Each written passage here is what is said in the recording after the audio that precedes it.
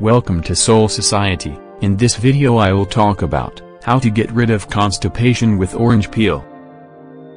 This banal symptom is the ransom of a modern life made of stress, a sedentary lifestyle, and an insufficiently diversified diet towards fruits and vegetables. Orange peels may be effective against constipation. For that you need 1 orange, water, liquid honey. After having peeled the orange, cut the zest into strips.